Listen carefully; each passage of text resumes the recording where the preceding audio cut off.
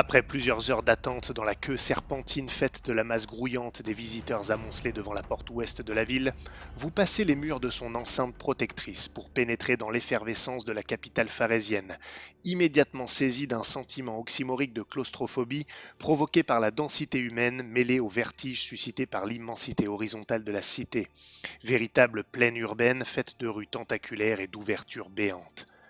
Les parfums cosmopolites de la population et de ses denrées variées fusionnent avec l'odeur nauséabonde des égouts remontant à la surface, donnant naissance à des senteurs aussi contrastées que les merveilles d'architecture gothique s'élevant telles de splendides monolithes au-dessus d'un grand intestin purulent. Vous y êtes enfin, dans le ventre de la bête, immonde et magnifique.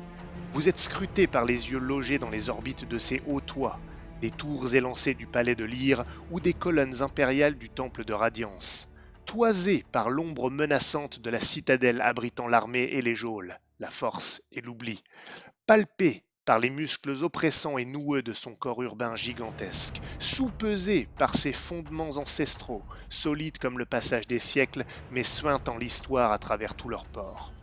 Vous êtes enlacés par ces veines au sein desquelles coule la lymphe de vie, cette eau ruisselant dans les canaux sinueux alimentés par la merveille technologique qu'est le grand aqueduc qui puise dans le lac céleste au nord.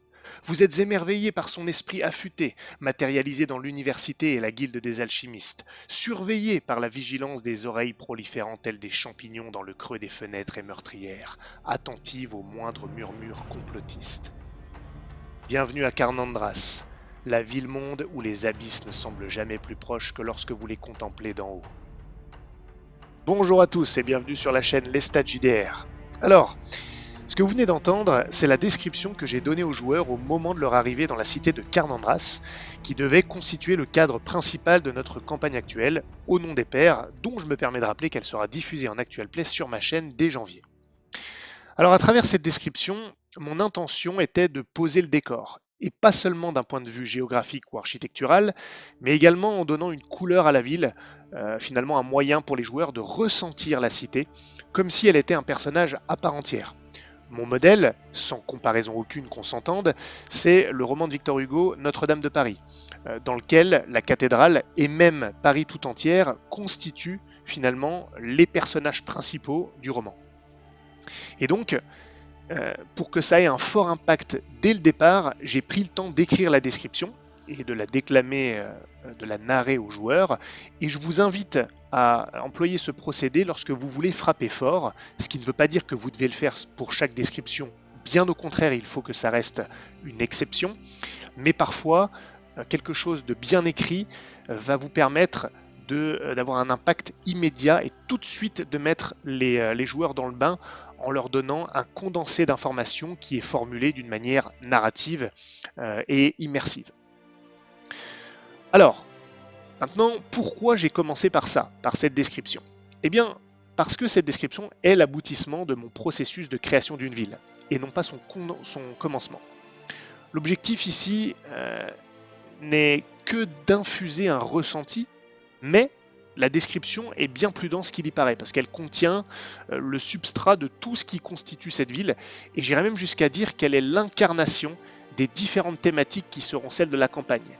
Et ces thématiques sont intégrées, plus ou moins directement, subtilement ou non, dans la description.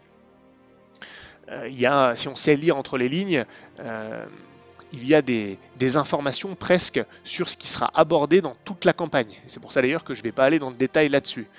En gros, cette description est la partie visible de l'iceberg, c'est-à-dire ce qui est vu par les joueurs au départ avant qu'ils commencent à gratter.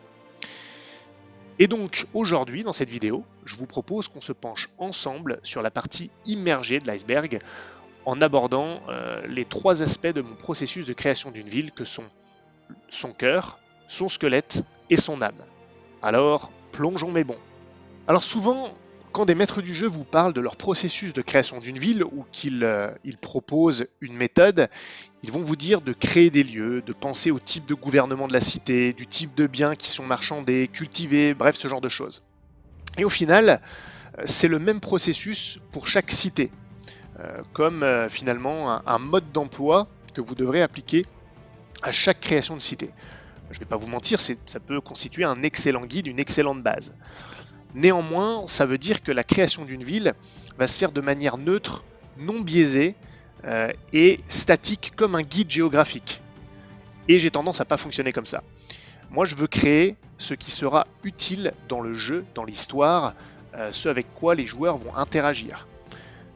En fonction des thématiques qui seront abordées dans la campagne ou de l'intrigue, vous n'aurez peut-être jamais besoin de connaître le gouvernement de la cité, de connaître le détail des biens qui sont marchandés ou même l'existence de certains lieux. Et donc, point n'est besoin réellement de créer tout ça. Vous ne savez pas ce qui sera utile. Et peut-être que même en créant quelque chose de standard comme ça, vous allez oublier des choses qui pourraient être essentielles dans l'histoire. La ville doit servir l'histoire.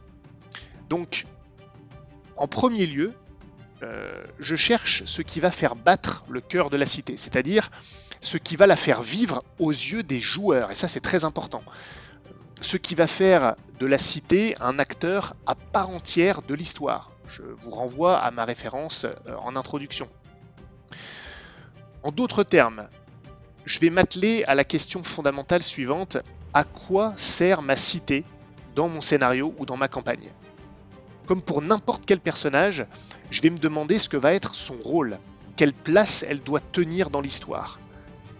Quels aspects de la ville sont susceptibles d'affecter ou d'être affectés par les thématiques de la campagne. Alors ça peut être effectivement son gouvernement, ça peut être ses factions, ça peut être ses échoppes, peu importe en réalité, mais je vais le déterminer en fonction d'une intrigue, des thématiques qu'on est censé aborder. C'est pour cette raison que la ville est pensée en fonction des thématiques et de l'intrigue plutôt que l'inverse. Et c'est ce qui va déterminer ce sur quoi on va se concentrer dans la création de la ville. Vous avez bien compris que créer la ville, pour moi, dans mon processus global de préparation de mes campagnes, vient après la création de la toile de fond, des secrets à découvrir, des enjeux, des thématiques qui vont guider cette campagne. Ça vient après. Si je devais vous donner une image, je dirais que si la ville est le réceptacle de l'histoire et que vous créez le réceptacle avant le contenu, eh bien vous risquez d'avoir un réceptacle qui n'est pas adapté au contenu. Alors que si vous créez le réceptacle en fonction de l'intrigue, des thématiques, la ville sera connectée à tous les éléments de l'histoire. En gros, le contenu va toucher tous les bords du réceptacle. Ça va vraiment se marier avec. Il existera une synergie.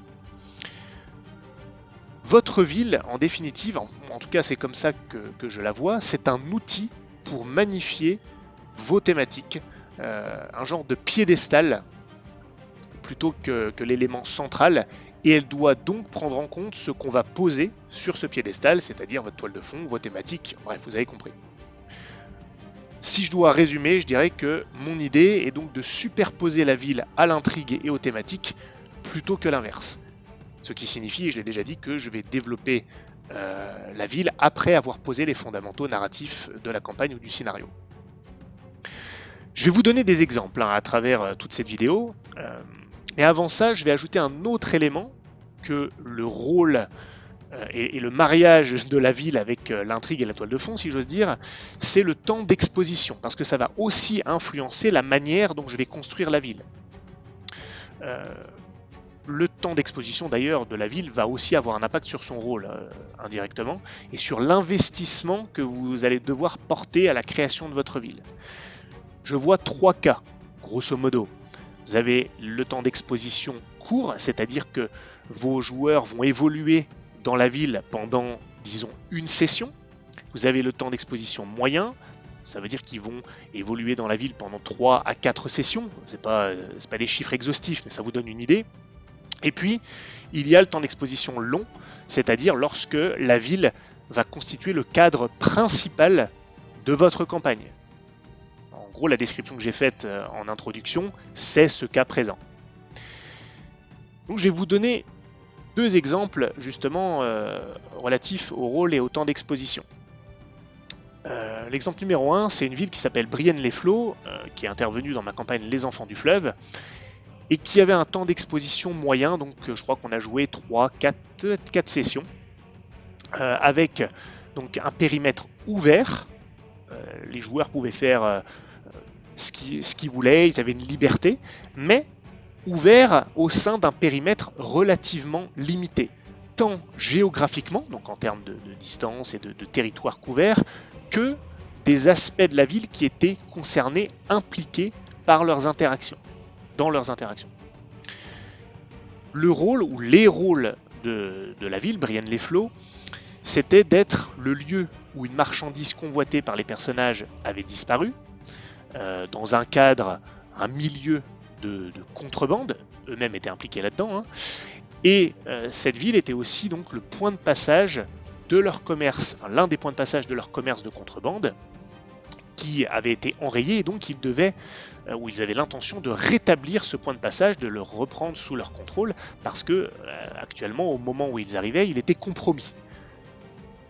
Donc, les enjeux, ça allait être de découvrir où était la marchandise, qui l'avait volée, et par conséquent, moi, en pensant à où est la marchandise, je vais commencer à penser lieu dans la ville. C'est le où, donc je vais pouvoir construire autour de ça. Vous voyez, encore une fois, c'est la ville qui va se construire autour des enjeux. Je vais développer le milieu criminel de la ville de Brienne-les-Flots parce que c'est là-dedans qu'ils vont évoluer. Donc voilà l'un des aspects de la ville sur lequel je vais me pencher. Et puis j'allais ajouter le domicile. Donc là on est moins sur une zone, moins sur un milieu, mais sur un lieu bien unique, un domicile d'un bourgeois dont le nom peut être lié au vol de la marchandise. Alors ce n'est qu'un lieu, mais voilà, vous voyez, c'est des différents éléments, des zones, des milieux et des lieux que je développe en fonction du rôle que doit servir la ville, mais en même temps du temps d'exposition, parce que là, point n'est besoin de construire tous les détails de la ville, puisqu'ils n'en ont que pour 3 à 4 sessions. Voilà. Ces quelques éléments que je viens de vous donner, c'est vraiment le cœur. Qu'est-ce que va être le cœur du développement, de la création de ma ville? Voilà, ce sont grosso modo les éléments que je vous ai donnés. Le cœur, c'est de quoi je vais partir. Exemple numéro 2, Carnandras. Carnandras, c'est la ville dont je vous ai fait la description narrative au commencement de cette vidéo. Là, le temps d'exposition, je vous l'ai dit, il est long, c'est un cadre de campagne, en plus un cadre ouvert, et c'est vraiment le terrain de jeu principal des joueurs, notamment au regard de leur objectif principal initial. Ça ne veut pas dire que cet objectif ne peut pas changer après, mais je dirais ça c'est un autre sujet. Et donc, il faut que vous le connaissiez, cet objectif, encore une fois très simplifié, c'est faire tomber une haute figure politique et religieuse qui se trouve à Carnandras en se basant, en découvrant des choses compromettantes dans les événements historiques de la ville qui se sont produits il y a environ 13 ans. Donc, ça c'est l'enjeu, et donc je vais superposer ma ville à cette toile de fond, à cette thématique, et ça va déterminer quels sont les aspects que je vais développer dans la ville. Alors évidemment, il va y avoir l'histoire de la ville, liée aux événements spécifiques dans lesquels ils vont pouvoir puiser. Donc ça, c'est un élément qu'on n'est pas forcément obligé de créer normalement. L'histoire de la ville, ce n'est pas un systématisme, mais dans ce cas-là, c'est pertinent. Également, les points, les zones, les domaines d'influence de leur némésis, enfin, la personne qu'ils doivent faire tomber. Là, c'est important que je développe les endroits où il a de l'influence et donc que les joueurs peuvent compromettre pour contribuer à le faire tomber. Également les différents quartiers, mais ça j'y reviendrai, de la ville, parce que ça va être le cadre principal, donc forcément là il faut quand même que j'ai une idée géographique à peu près claire, mais encore une fois j'y reviendrai à ça. Le type de gouvernement, bah oui, parce que là on parle d'une haute figure religieuse qui en plus conseille directement la reine, donc là le type de gouvernement devient pertinent, alors qu'il l'était moins dans l'exemple numéro 1. Les groupes politiques et religieux qui sont dans la cité, donc en gros voilà toute la toile qui est liée à la Némésis, à leur objectif. Et je saupoudre tout ça d'éléments de l'histoire des PJ, des joueurs. Quand je dis éléments, ça peut être des lieux qui sont liés, surtout que certains ont vécu à Carnandras. Donc tout ça va me servir de base. Il faut que la ville Carnandras me permette d'aborder, d'être un support, un outil pour aborder ces éléments principaux. J'espère que je suis clair et que vous voyez vraiment que la construction de la ville, ce à quoi on s'attelle dans la création de la ville, va vraiment dépendre des enjeux de la campagne, des thématiques, de l'histoire, de l'intrigue. C'est ce qui détermine ce sur quoi vous vous penchez dans la création de la ville. Maintenant que vous avez ça, on va pouvoir s'atteler à la partie qui en général est celle que les gens abordent en premier. Et moi, c'est plutôt ce que je fais après, c'est-à-dire le squelette de la ville. En gros, ça va être son cadre d'un point de vue géographique, d'un point de vue des différentes zones. En gros, ça veut dire les quartiers et les lieux emblématiques. Parce que là, lorsque vous avez déterminé les aspects, les thématiques qui vont être abordés dans le cadre de cette ville et que vous aurez donc bien défini quel va être le cœur de votre ville, à quoi va-t-elle servir, son rôle, maintenant il va falloir héberger tout ça d'un point de vue géographique. Mais vous allez voir que c'est une partie qui finalement n'a pas besoin d'être, enfin selon moi, d'être développée dans tous les détails et de manière extrêmement complexe.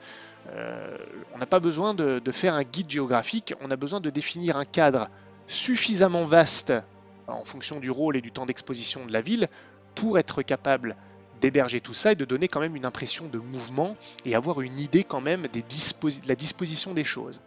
C'est vraiment une sorte de périmètre qu'on va dessiner plus qu'un contenu ultra détaillé. Le contenu va découler plutôt de la partie 1.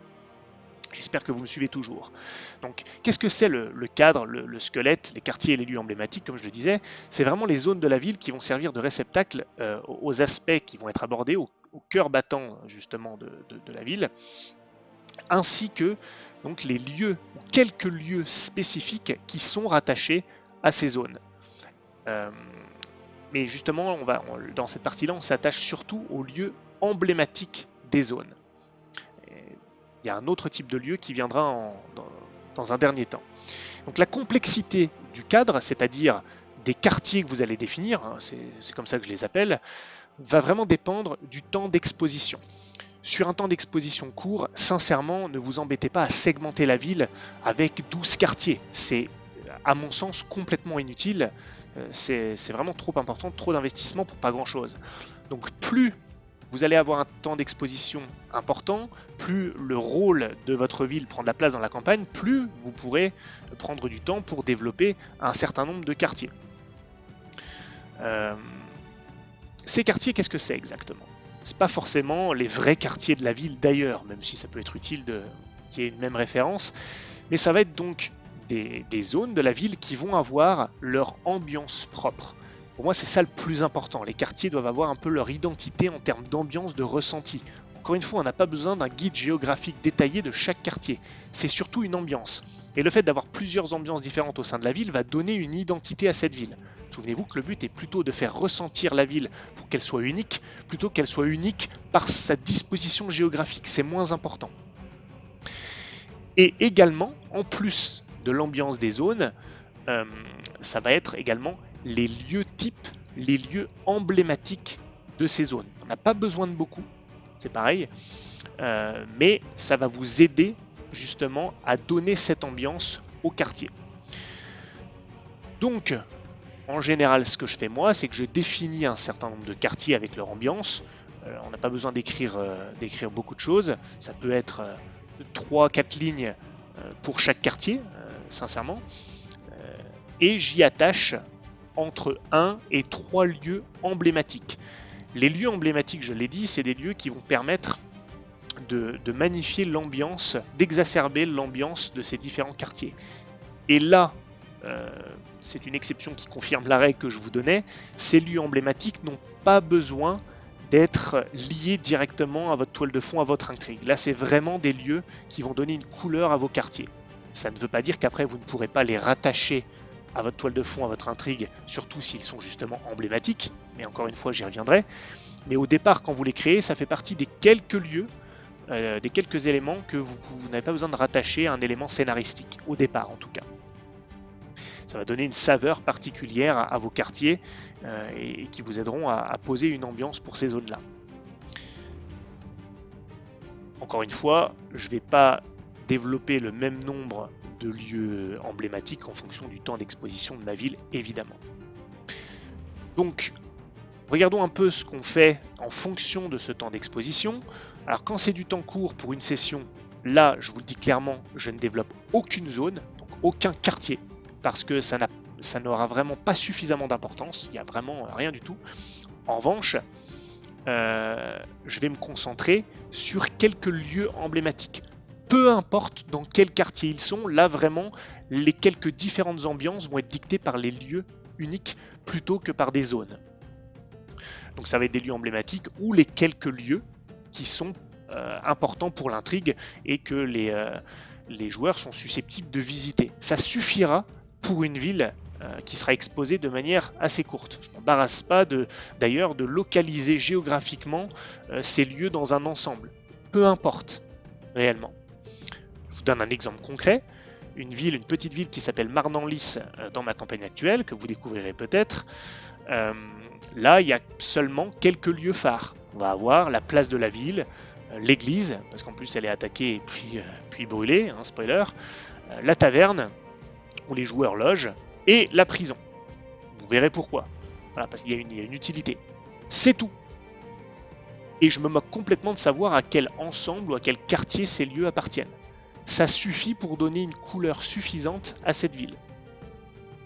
Comme point de départ. Vous verrez qu'après il y a d'autres choses qui donnent des couleurs à la ville, ce sera la troisième partie. Après, sur un temps d'exposition moyen, là ça va plutôt être un mélange entre les lieux emblématiques et les lieux liés à l'intrigue, deux choses différentes, et quand même quelques zones, quelques quartiers dans lesquels les personnages joueurs sont susceptibles d'évoluer librement, c'est-à-dire sans être forcément dans un lieu, mais entre les lieux en train de se balader. Dans un temps d'exposition moyen, c'est bien qu'il y ait une sensation de mouvement et qu'on parcourt la ville, donc il faut quelques zones. Donc je vous redonne un exemple concret, on retourne à Brienne-les-Flots dans ma campagne Les Enfants du Fleuve, temps d'exposition moyen. Là j'avais la zone des docks. Bah oui, pourquoi? Parce que simplement les joueurs y accostent en bateau, donc ça va être important. Et en plus il y a une des factions criminelles de la ville, qui est en fait une faction d'arrimeurs, et donc ils y travaillent. Donc c'est un lieu qui est rattaché à une faction que j'ai développée. Souvenez-vous, le milieu criminel était l'un des aspects de la ville sur lequel je devais travailler pour Brienne-les-Flots. Je vous renvoie à la première partie. J'avais aussi la zone des bas quartiers, parce que c'est là où se trouve le QG, en gros, d'une autre faction criminelle, la seule autre d'ailleurs qui est opposée. Ça sert à rien dans un temps d'exposition moyen d'avoir trop de factions, ça c'est une petite parenthèse. J'ai le quartier du port côté mer, port maritime, parce que je sais que le vrai acheteur de la marchandise s'y trouve. Voilà, j'ai la basilique en termes de lieu, là, voilà pour les zones, hein. J'ai la basilique qui est un lieu unique emblématique. Je vous passe les détails de pourquoi il l'est, mais voilà, c'est un lieu qui donne une couleur à cette ville parce que c'est une basilique qui est un peu particulière. J'ai également, oui, pardon, les thermes, donc les bains publics, qui est un élément vraiment particulier de cette ville lié à son histoire impériale, en gros. Voilà, ça c'est deux lieux emblématiques dans cette ville. Donc vous voyez, seulement quelques quartiers, deux lieux emblématiques, et ça suffit pour un temps d'exposition moyen et le rôle qu'elle a. Donc au final, là, on est à peu près à 50-50 entre quartier et lieu. D'ailleurs, les lieux vont dicter un peu les quartiers que je vais développer autour. Parce que les joueurs restant dans la ville plusieurs sessions, ils vont pouvoir transmettre une ambiance de quartier. Enfin, le temps long. Dans ce cas-là, les lieux seuls ne sont clairement plus suffisants parce que les personnages joueurs vont vraiment se balader en ville, vont circuler, ils vont passer beaucoup de temps hors des lieux emblématiques. Donc il convient de donner corps à la ville et là je suggère vraiment de la diviser en plusieurs quartiers comme je l'expliquais déjà. Pas besoin d'aller dans les moindres détails de ce qu'on trouve dans un quartier, je le répète, hein, c'est des descriptions d'ambiance principalement. Et quelques lieux uniques, donc emblématiques par quartier. Mais là, vous pouvez en avoir plusieurs. Je le répète, ces lieux n'ont pas besoin d'être liés à l'intrigue, en tout cas pas initialement. Mais voilà, on peut après amener les joueurs là-bas, évidemment. Et donc, je vous donne l'exemple de Carnandras, ma ville, le cadre principal de ma campagne actuelle. Là, il y a quand même du détail. Donc en termes de quartier, on va avoir le manteau, c'est le plus grand des quartiers, qui enveloppe un peu plusieurs quartiers, d'où son nom, le manteau. C'est là où on va retrouver un peu de tout, des hospices, des oratoires, des artisans, des bordels. C'est un peu une zone tampon. On va avoir le Dédale, qui est une ville dans la ville, complètement oublié des autorités, parce qu'en fait Carnandras a été construite autour de cette ville il y a bien longtemps, et donc il s'est laissé complètement à l'abandon. C'est aux mains d'organisations criminelles, de gangs, c'est extrêmement violent, c'est complètement fermé. C'est un peu vraiment un genre de... Ouais, c'est une ville dans la ville, réellement sans foi ni loi. Il y a la Porte de Radiance, qui est un quartier, le quartier le plus éminent, avec le palais, le grand temple de Radiance, qui est la religion principale là-bas, les oratoires, son université, ses jardins. Bref, la garde y patrouille régulièrement. On va avoir quelques lieux notables comme le grand temple de Radiance, je le disais, un couvent qui est important pour l'intrigue, l'université justement. Ah oui, pour le manteau précédemment mentionné, il y a aussi un autre couvent, il y a une rue particulière, moi, je ne vais pas tous les nommer, mais vous voyez, j'attache des lieux à chaque quartier. On a la promenade de Milvaux, là ça va être un quartier qui n'est pas le quartier de gouvernement, mais qui est quand même avec des allées pavées, il y a des jardins, des échoppes, des fontaines, des artisans, il y a la guilde des alchimistes, donc la bourgeoisie le fréquente beaucoup. On a l'étuve, ce sont les bains publics, donc voilà, pas mal de choses également. Le Capharnaüm, c'est un genre de quartier proche du port avec des marchands et des étals très exotiques. C'est très cosmopolite, c'est bruyant, il y a beaucoup de pickpockets. On est là-dedans, ça fourmille d'activités et de curiosité. Et on a le quartier de la Citadelle, inquiétant, c'est le siège du commandement militaire. C'est aussi là où il y a la tour des tourments, donc la prison de Carnandras, qui a une ombre un peu menaçante sur la cité. Et donc là, vous y trouvez également quelques artisans, mais notamment des forgerons, des ferreurs, des tanneurs, des bouchers, tous les trucs un petit peu sales, si on veut en tout cas bien, où on sent vraiment l'odeur du travail sous ce quartier de la Citadelle. Il y a également l'école militaire qui s'y trouve. Donc voilà, en gros, et un élément particulier qui circule aussi dans toute la ville, ça va être les canaux de la ville rattachés à l'aqueduc. Ça donne une saveur un peu supplémentaire.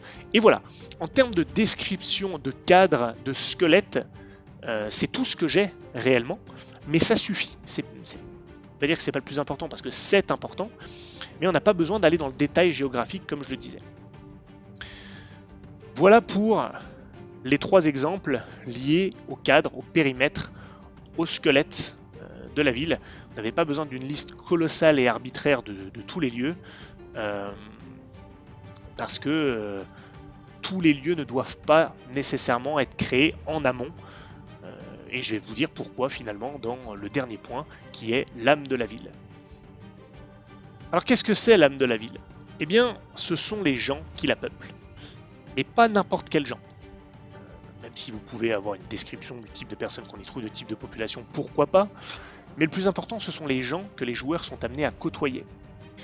Les personnages de votre intrigue, de votre toile de fond, les acteurs principaux des éléments qui vont dynamiser l'histoire, les personnages issus du background de vos personnages joueurs, bref, tous ceux que vous avez intégrés, que vous comptez intégrer à votre toile de fond, à vos thématiques. Alors, encore une fois, vous n'êtes pas obligé de lister tous les personnages qui seront importants, puisque vous ne pouvez pas le prévoir, mais en tout cas, une bonne partie, initialement, il va être inutile, selon moi, de peupler arbitrairement la ville, juste en vous disant, voilà, qui devrait-il y avoir dans cette ville? Non, puisez dans votre toile de fond, dans ce que vous avez préparé en termes d'histoire, et surtout dans l'histoire des personnages joueurs, parce que c'est aussi comme ça que vous allez les impliquer personnellement et leur faire ressentir la ville, c'est via leurs éléments personnels à eux. Donc il faut aussi les inclure dans l'élément géographique, à savoir donc la ville, encore une fois.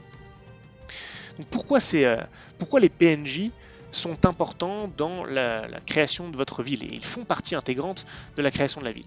Bien parce que dans la majorité des cas, vous allez attacher ces PNJ à des lieux, et pas seulement les fameux lieux emblématiques comme ceux qu'on a cités précédemment. Je vous donne un exemple tout de suite. Si Bill le boucher est un ancien protecteur de l'un de vos PJ quand il était enfant, alors vous allez pouvoir créer la boucherie où il travaille. Ça vous fait un lieu supplémentaire. Et ce lieu est né de l'existence d'un PNJ, pas l'inverse. Et vous pouvez faire ça pour chaque PNJ.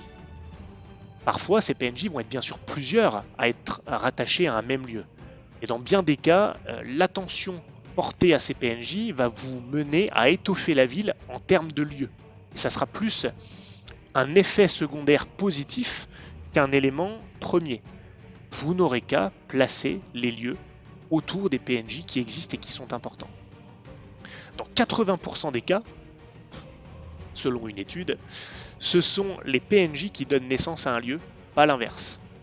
On crée un PNJ lié à l'intrigue, on sait que les personnages joueurs vont être amenés à le côtoyer, potentiellement, et donc créer le lieu auquel ce PNJ est rattaché n'est pas une perte de temps. Donc je vous rappelle que mon objectif quand je crée une ville est de créer un outil qui va avoir des répercussions, qui va vraiment intervenir. Donc ça, c'est vraiment important. On peut parfois faire l'effet inverse, je vous parlais des lieux emblématiques. Quand vous avez créé des lieux emblématiques, et normalement vous n'en avez pas 50, c'est vrai que c'est bien de créer un personnage, un PNJ emblématique de ce lieu emblématique, des fois que les joueurs iraient. Bon, c'est toujours une base, mais ça ne sera pas la majorité de votre création, à mon sens. Ensuite, vous allez de toute façon sans doute avoir des difficultés à rendre chaque lieu différent des autres lieux du même type. On parlait d'une boucherie tout à l'heure, pour la rendre unique en s'attachant uniquement au bâtiment lui-même, c'est quand même très compliqué. C'est encore plus prégnant pour les échoppes ou les tavernes, qui sont quand même des lieux que rencontrent souvent les personnages. Ça devient compliqué de rendre une taverne, une échoppe unique en s'attachant purement à son aspect extérieur, à sa structure, ou à l'endroit où elle se trouve.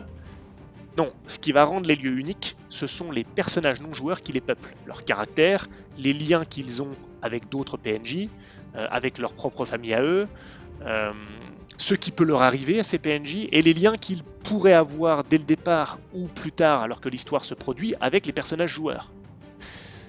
Donc si on reprend l'exemple de la boucherie, ce qui va la rendre mémorable, c'est pas la boucherie en elle-même, c'est Bill le boucher, c'est sa famille, c'est le fait qu'il était un protecteur d'un personnage joueur il y a 20 ans.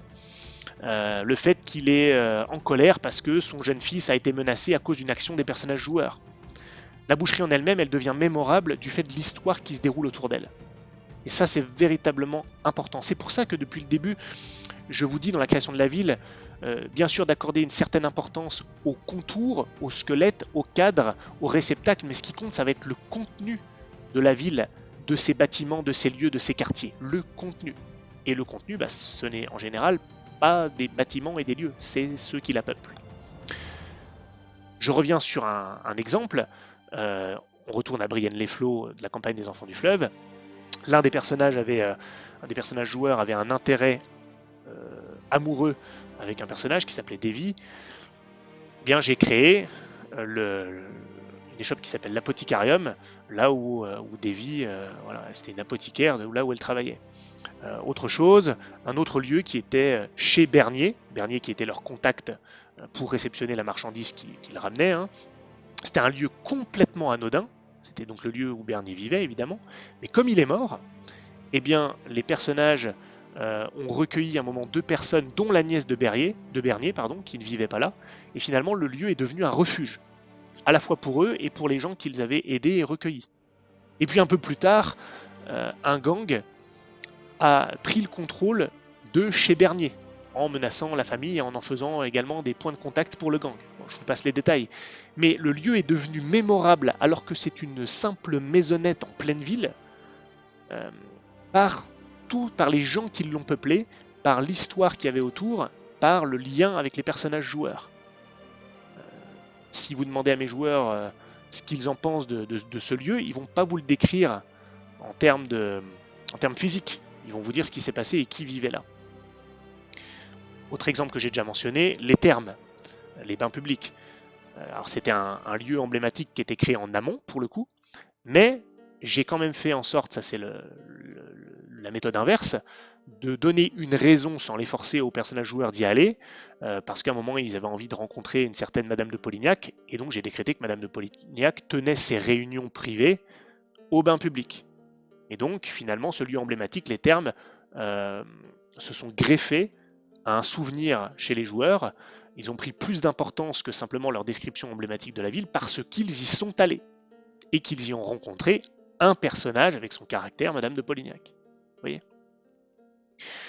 Donc voilà, en conclusion, je pense que on va pouvoir dire, enfin en tout cas c'est ce que je pense, que créer une ville qui se ressent, qui est mémorable, qui est unique, est moins une question d'établir toute une liste de lieux génériques et forcément un système de gouvernement, mais plutôt la définition du rôle que va servir cette ville par rapport à l'intrigue et aux thématiques de la campagne, ainsi que les personnages qui la peupleront et qui donneront donc leur identité aux lieux auxquels ils sont rattachés.